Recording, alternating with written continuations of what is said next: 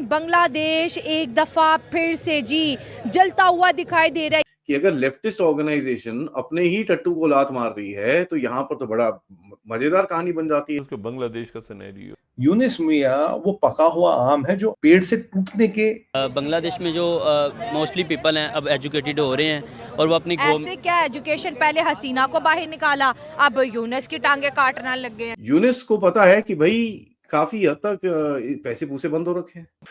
बांग्लादेश बोल दे पाकिस्तान से कि ठीक है भाई तू वर्ल्ड बैंक से मांग लेना। पाकिस्तान की तरफ देखेंगे तो यहाँ तो हमारी जेबें तो बिल्कुल ही खाली हैं पहले से ही, हमारे पास तो उनको कुछ भी नहीं है। हाँ ये है कि कलमा है हमारे पास। हाँ। उस सेंस में आप आए तो आप इसलिए वहां से भीख मांगेगा, यार देखो यार मेरी हालत ऐसी कर रखी है, तुम लोगों ने मुझे यहाँ पर भेज तो दिया। हम किससे तंग है और अमेरिका किससे तंग है, इसकी डिटेल में जाने की जरूरत। जय हिंद दोस्तों, मेरे चैनल मोदी देश में आपका स्वागत है। दोस्तों इस वीडियो को लाइक से और मेरे चैनल को सब्सक्राइब करना मत भूलिएगा। तो दोस्तों आज पाक मीडिया बात करेगा से शेख हसीना के कॉल पे जो शेख हसीना की पार्टी अवामी लीग उनके सपोर्टर्स सड़क पे उतर रहा है, स्ट्राइक हो रही है और रेलवे भी पूरी तरह से बंद है।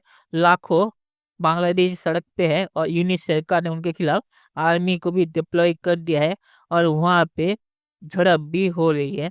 तो पाकिस्तानी मीडिया देख के चौंक गया कि बांग्लादेश में अब प्रो इंडिया प्रोटेस्ट भी शुरू हो गया है यूनिस सरकार के खिलाफ और यूनिस सरकार अब शुरू से पैसा मांग रही है कि यूनिस कह रहा है कि मुझे कहाँ पे फंसा दिया, क्योंकि रिफॉर्म भी नहीं हो रहे और बांग्लादेश की जो आवाम है वो भी यूनिस के खिलाफ निकल आई है। तो यूनिस यहाँ पे बुरा फंस गया है।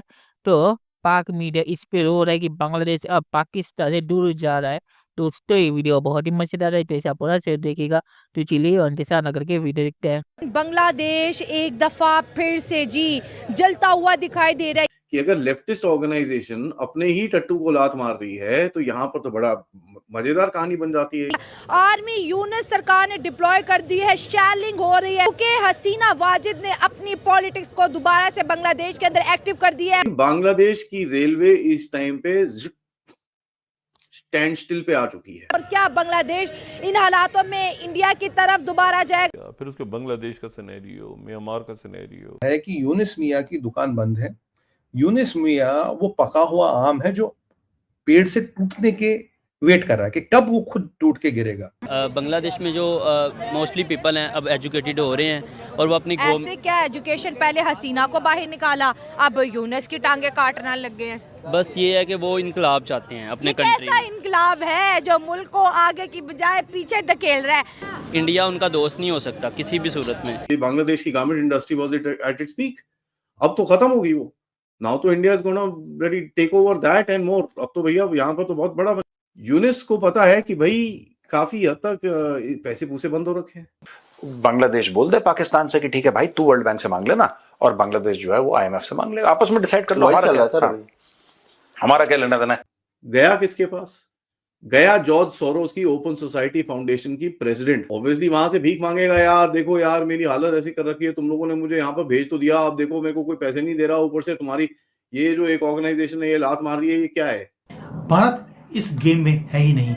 हम अपनी राह पर चल रहे हैं, अपना रास्ता निकाल रहे हैं। हमारा अमेरिका में जाकर ट्रंप से मिलने का मकसद एक ही है कि आप जिससे तंग हैं हम भी उसी से तंग हैं और आप भी कुछ कीजिए, हम भी कुछ करते हैं, मिलकर इसकी वाट लगाते हैं। तो अब हम किससे तंग है और अमेरिका किससे तंग है, इसकी डिटेल में जाने की जरूरत नहीं है, वो किसी और वक्त। नहीं सर, क्यों डिटेल में ना जाएं, आप नाम लीजिए। ऐसी क्या बात है, आप बांग्लादेश को ऐसे नहीं कह सकते, बुरी बात है।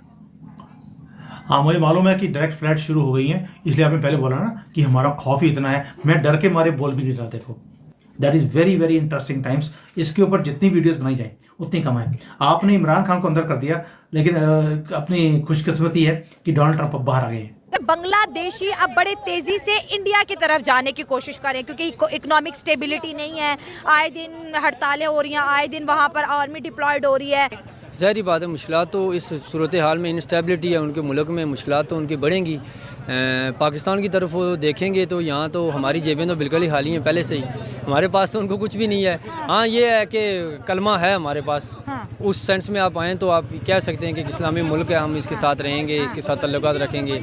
लेकिन माशी तौर पर वो इंडिया के साथ थे तो वो बेहतर थे। तो नुकसान तो उनको उठाना पड़ेगा इस सूरत हाल में, लेकिन अब वहाँ पर डिवाइड, अब जो ना लोग जो स्टूडेंट्स हैं जहाँ पे जो तहरीक उनको डिवाइड किया जा रहा है। अगर आज बांग्लादेश इंडिया से ताल्लुकात खराब करें तो नुकसान जैसे आपने कहा बांग्लादेश को है, इंडिया को नहीं है। इंडिया के पास 100 ऑप्शंस हैं, बेटर ऑप्शन है। तो क्या वजूहत है कि इंडिया इतना ग्रेट है, इतना इम्पोर्टेंट है पूरी दुनिया में? देखें ना, जमहूरियत एक लफ्ज़ है, जमहूरियत, लेकिन आप ज़बरदस्ती अगर किसी को बिठाएंगे, आगे मुसल्लत करेंगे कुर्सी के ऊपर, आप जो मर्जी काम भी कर लें उनको नीचे से सपोर्ट नहीं होगी। तो उस वजह से वो फिर मुल्क दिवालिया कर्ज़े ही लेते हैं हमारी तरह। हमारे मुल्क का क्या 70 साल से कर्ज़े ही ले रहा है पाकिस्तान, दिन ब दिन मैशियत डाउन हो रही है। ये मैं नहीं समझता हूँ कि आज तक यहाँ पर हमारा कोई इलेक्शन फेयर भी हुआ हो। इंडिया को इस चीज़ की समझ नहीं आ रही कि हमने इनके साथ कैसे मैनेज करना है। बांग्लादेश एक बड़ा मुल्क है, मालदीव्स को मैनेज कर लिया, श्रीलंका को मैनेज कर लिया, बांग्लादेश को कैसे मैनेज करेंगे? सवाल ये है।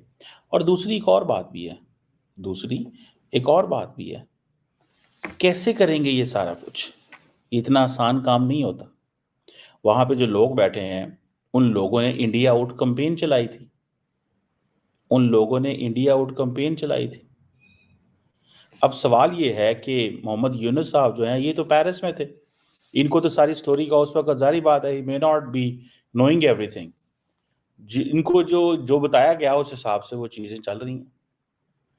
लेकिन ये चीज़ ज़रूर है कि बांग्लादेश के अंदर इस चीज़ को महसूस किया जा रहा है कि हमें एहसास दिलवाया जा रहा है कि तुम इंडिया के बगैर कुछ नहीं हो। ये एक तासुर वहां पे पैदा किया गया है। चलो दोस्तों, इस वीडियो बात करते हैं। तो यूनुस को लगा था कि बांग्लादेश में शेख हसीना के कोई सपोर्टर नहीं है।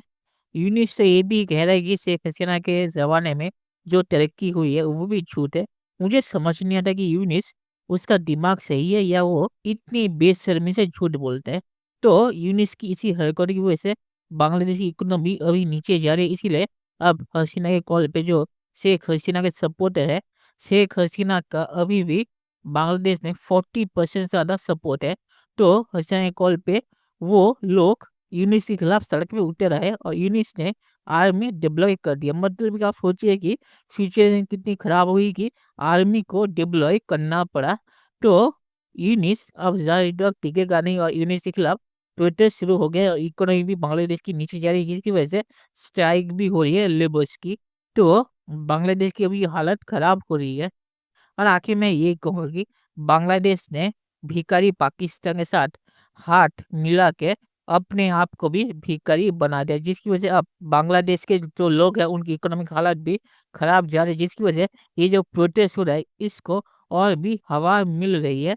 और यूनिस सरकार की जो इंटरिम गवर्नमेंट है वो अब मुझे नहीं लगता ज़्यादा देर तक टिकेगी, उसने जो हरकतें की है उसके बाद। तो चलिए देखते हैं कि फ्यूचर में क्या है। दोस्तों, ये वीडियो देखने के लिए बहुत शुक्रिया और हमारे चैनल सब्सक्राइब करना मत भूलिएगा। Thank you very much.